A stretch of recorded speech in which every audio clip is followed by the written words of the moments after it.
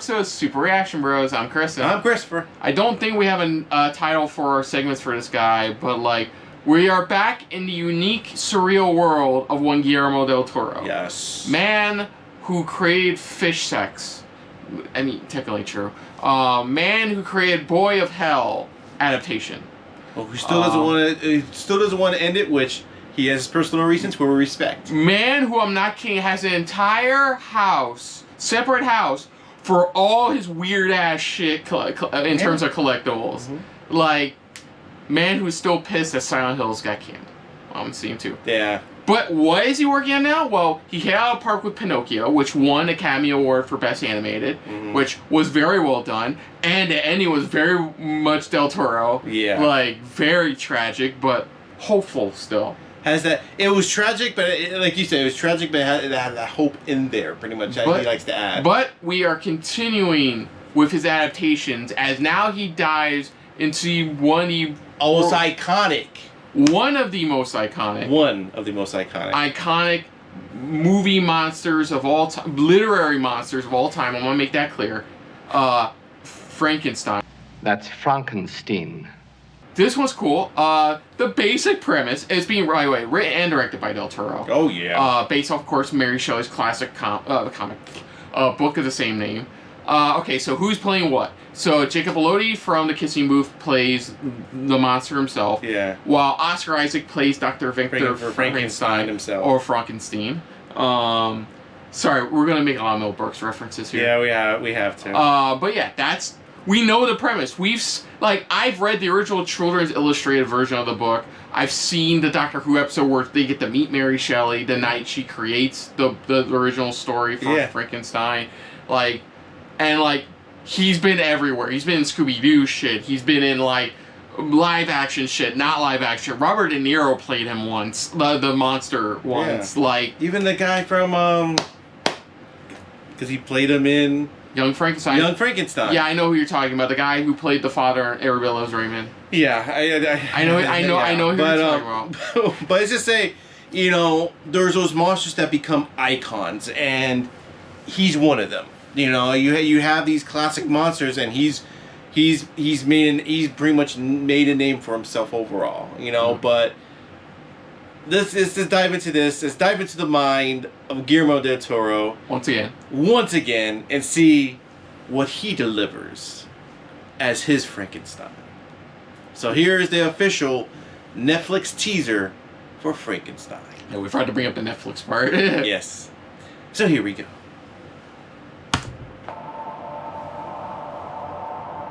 Determined that the memory of there it is.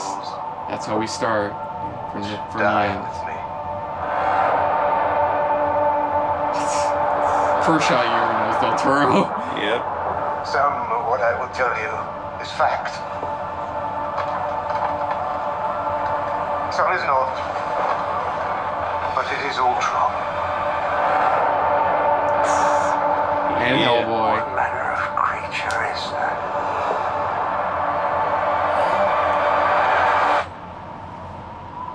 What manner of devil made him? Just like in the book. Yeah. I did.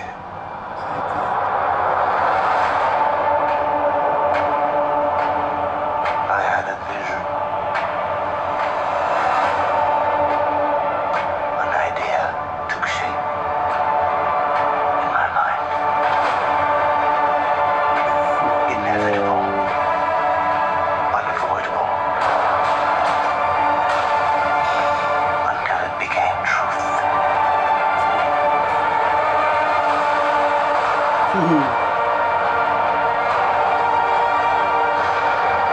Oh, this is so... Yeah, only this monsters. Wait, only monsters. Play God. Oh, that's a tag. Only monsters play God. In seeking life.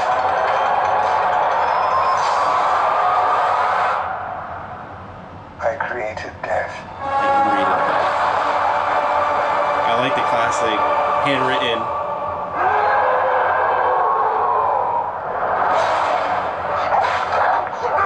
Whoa!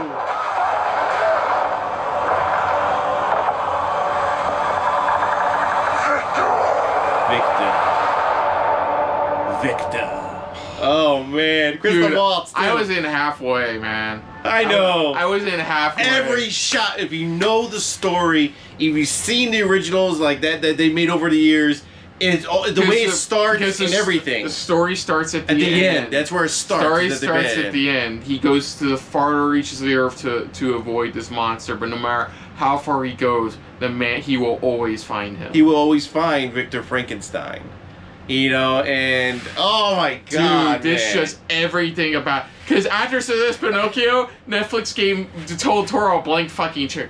Well, it's not that's what, if you think about it, that's pretty much what they did. I mean, they also there was his Curiosities anthology series. As well. When they did the Cabinet of Curiosities. Yeah, where he had. Which I heard good things about it. Yeah, like that. We found other story. They gave him a blank check with this one. I am so in. I was in as soon as I heard Del Toro's doing Frankenstein. I know when the first time I heard that, I'm like, I'm in.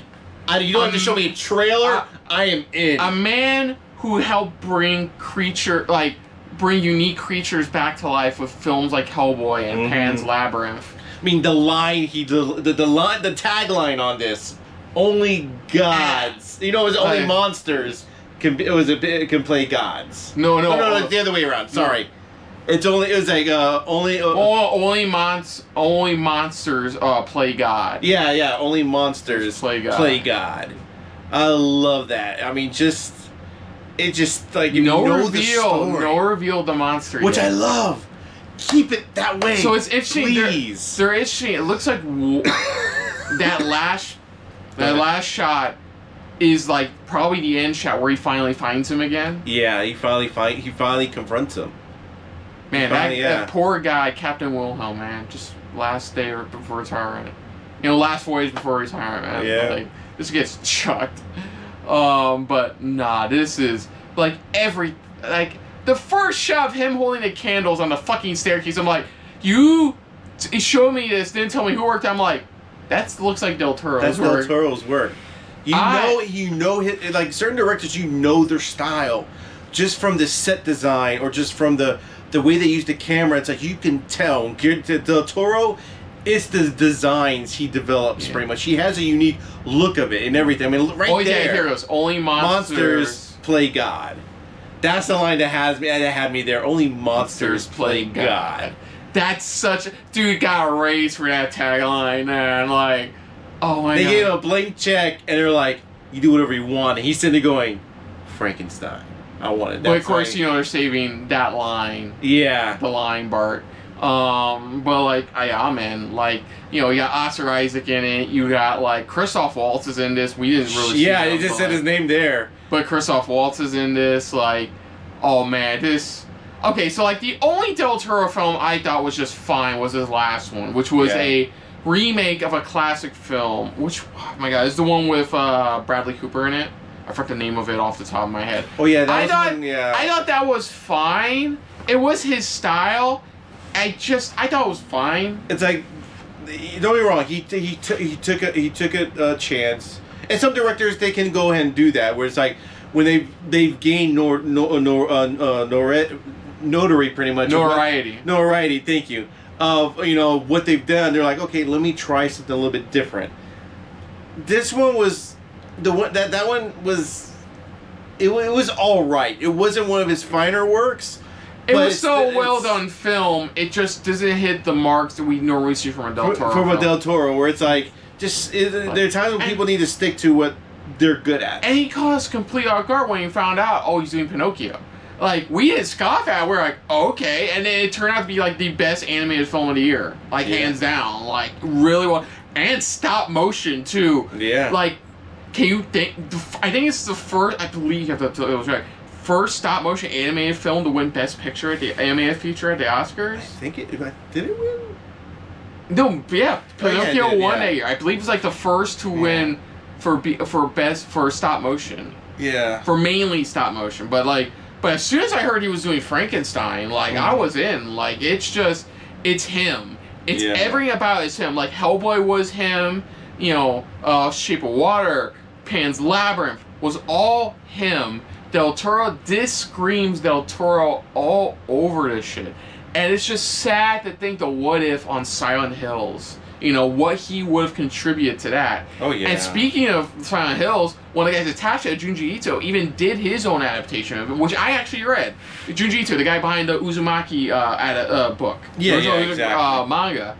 And I read his, and his was very well done. Like, I think he only changed, like, one thing, and that's, like, one of Frankenstein's friends actually helps him build the bride. Yeah. That's the only real difference. The rest of it, it's very well done, very well visually realized. Like, if you haven't read it, I would go check it out. It's a short story and a longer anthology book of Junji Ito stories, but the primary one is Frankenstein. I recommend checking it out. It's a good adaptation of the original source material. Yeah. And with Del Toro, oh my god, this dude's gonna knock it out of the fucking park. Oh my god. I have a good feeling about this. I think he's gonna knock it out of the park. This is Del Toro. This is his wheel. This is him.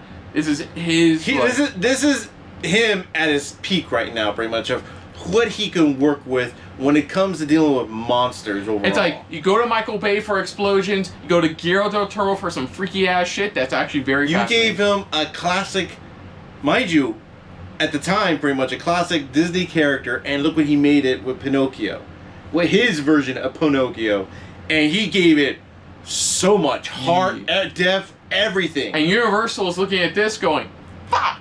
Like... Well, you never know. Who knows, pretty much. I'll have to look it up to see if, like, what happened there.